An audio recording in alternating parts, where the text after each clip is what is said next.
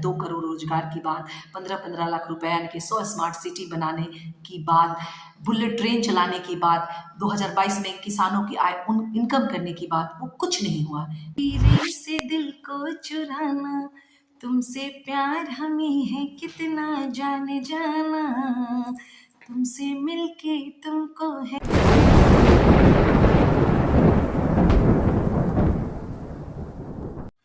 नमस्कार, मैं आरती राय आप सबका स्वागत करती हूँ आफ्ताब परवेज के इस YouTube चैनल माई ढेर जिंदगी में। आप सब मेरा ताल्लुक जानते होंगे कि मैं भारतीय राष्ट्रीय महिला कांग्रेस की कार्यकर्ता हूँ और इसी संदर्भ में आज जो मैं बात करने जा रही हूँ वो मैं बात करूँगी कि भारतीय राष्ट्रीय कांग्रेस ने युवाओं के लिए 5 भरोसे की हम बात कर रहे हैं। इसकी घोषणा उस दिन हमारे राजस्थान में भारत जोड़ो न्याय यात्रा के दौरान हमारे मल्लिकार्जुन खड़गे साहब वहाँ उपस्थित थे उस रैली में, और हमारे प्रमुख नेता आदरणीय राहुल गांधी जी ने कहा। वह योजना थी भर्ती भरोसा। इसके तहत हमने एक आंकड़ा निकाला है। उस आंकड़े में करीब करीब सरकारी जितने जो हमारी सरकारी सार्वजनिक क्षेत्र की कंपनियां हैं उसमें 30 लाख पद खाली हैं। हम कहते हैं कि यदि हमें 2024 में जनरल इलेक्शन में भारत की जनता ने मौका दिया तो सर्वप्रथम युवाओं को इस नौकरियां को हम भरेंगे।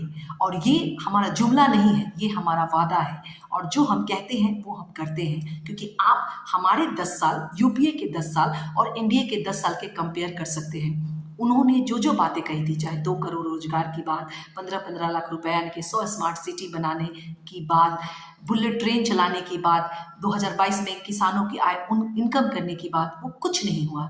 लेकिन आप हम पे भरोसा कर सकते हैं। हमने यूपीए 1 और यूपीए 2 के अंतर्गत जो भी देश में लाया, जैसे right to education, right to information act, उसके बाद लैंड एक्विजिशन बिल जिसको आते ही सरकार ने ख़त्म किया।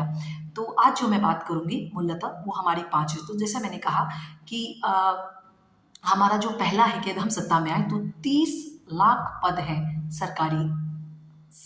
सरकारी कंपनी के क्षेत्र में, चाहे वो डिफेंस हो, रेल हो, बैंक हो, इन सब में हम भरेंगे, पहला।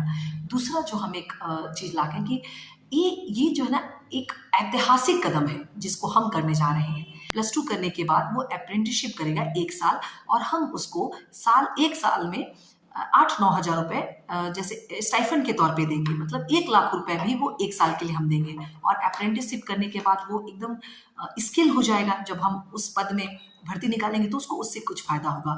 ये जो है ये एक जर्मनी के तर्ज पे है। जर्मनी आप जानते हैं पावरफुल कंट्री है, उसके अंतर्गत उस देश में यह योजना अपनाई जाती है। उसी को हमारी पार्टी मानती है कि अगर हम सत्ता में आए तो हम जो है पहली नौकरी देने का भरोसा देते हैं। और जितने जो जैसे ग्रेजुएशन किए उसके बाद वो अप्लाई करेगा अप्रेंटिसशिप के लिए और हम उसको वो कराएंगे, चाहे वो रेल में हो, उसके बाद डिफेंस में हो, बैंकिंग में हो, एजुकेशन फील्ड में हो, सारे में हम उनको देंगे।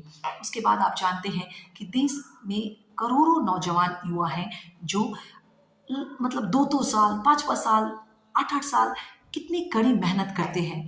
दिल्ली का मुखर्जी नगर, राजस्थान का कोटा फेमस है और उनको एग्ज़ाम देते हैं, उसके बाद पता चलता है कि पेपर लीक हो गया। तो इस पेपर लीक की समस्याओं को, तीसरा जो हमारा युवा न्याय में है, पहले 2 मैं बात कर चुकी हूँ, तीसरा जो है कि पेपर लीक से संबंधित समस्याओं के समाधान के लिए हमारी सरकार सख्त कानून लेके आएगी और इस पे अधिकतम से अधिकतम क्या सजा हो सकती है इसके हम जब हमारी सरकार बन जाएगी तो हम उसमें पूरी तरह से एक कानून बनाएंगे विचार विमर्श करके कि कैसे इसको ज़्यादा से ज़्यादा मात्रा में रोका जा सकते। अगर सख्त कानून रहेगा तो बहुत कम ऐसी चीज़ें हैं जिससे युवाओं का लाखों वर्षों तक जो प्रयास करते हैं, कितने 2 साल 3 साल मेहनत करते हैं, बाद में पता चलता है कि पेपर लीक हो गया, तो इससे हम रोका जा सकते हैं।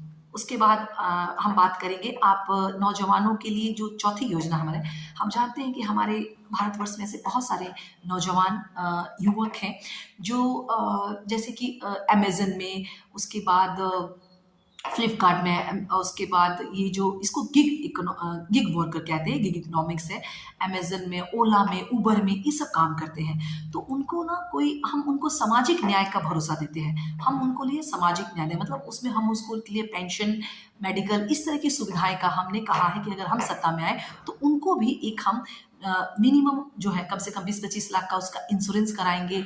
उनको एक पेंशन का हम आश्वासन देना चाहते हैं कि अगर हम सत्ता में आए तो हम उनके लिए करेंगे।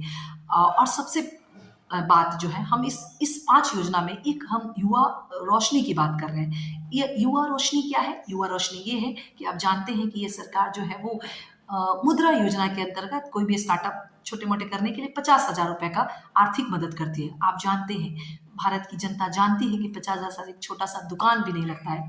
तो हम ऐसा मानते हैं कि अगर हम सत्ता में आए और हमें देश की जनता ने मौका दिया, तो हम इस जो योजना है इसमें 5 करोड़ रुपए देंगे स्टार्टअप को शुरू करने के लिए। और गांव देहात, ग्रामीण क्षेत्र, सिटी, मल्टीपल सिटी, किसी भी क्षेत्र में कोई जो नौजवान युवक है, अगर वो अपना एक उद्योग धंधा करना चाहता है, हम उसको बैंक की तरफ से ऐसी नीतियां बैंक भी करे कि हम उनको आराम से 2-4-5 लाख रुपए दे पाए, ताकि वो एक अच्छा स्टार्टअप कर पाए।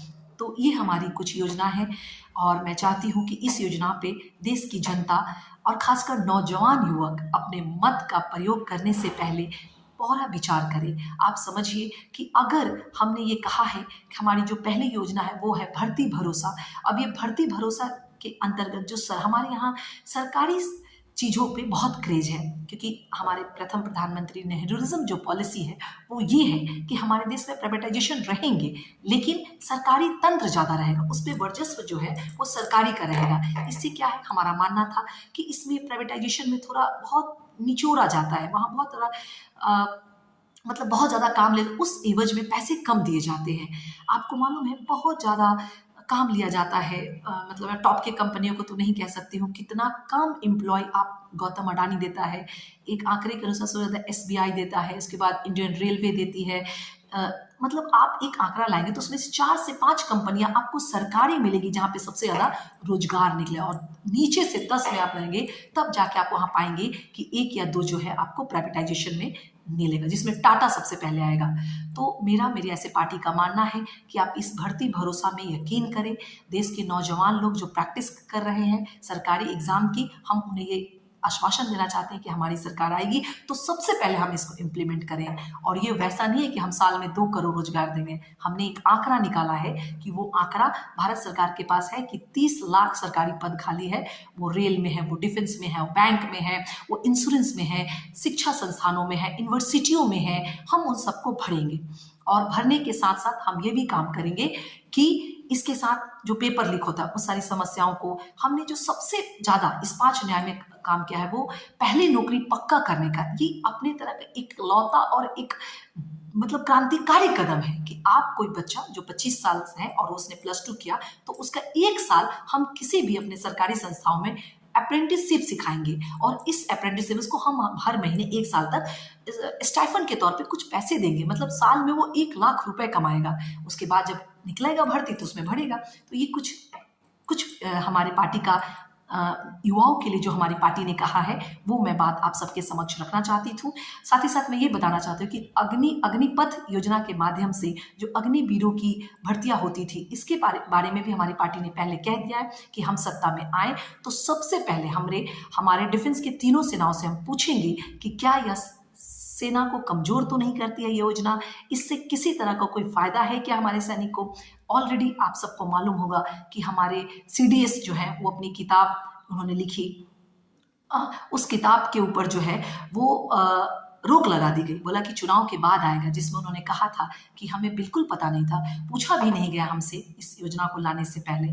और एयरफोर्स नेवी आर्मी के लिए तो एकदम ये योजना बहुत ही बेकार थी, उनको तो उनके पास थोड़ा टेक्निकल चीज़ें चाहिए। तो इस तरह की बातें, तो हमारा ऐसा मानना है कि आप इसके ऊपर विचार विमर्श करें। अपना वोट डालने से पहले इस पे हमारी 5 योजनाओं के बारे और देश के तमाम नौजवान साथियों से मैं आग्रह करना चाहूँगी कि इनके ऊपर विचार विमर्श करके अपना वोट डालें। इन्हीं शब्दों के साथ मैं अपनी बात को समाप्त करती हूँ। और साहब आप जानते हैं कि जाते समय मैं गाना गुनगुनाती हूँ और वो गाना इस तरह से है। धीरे धीरे से मेरी जिंदगी में आना, धीरे से दिल को चुराना, तुमसे प्यार हमें है कितना जाने जाना, तुमसे मिलके तुमको है बताना। Thank you.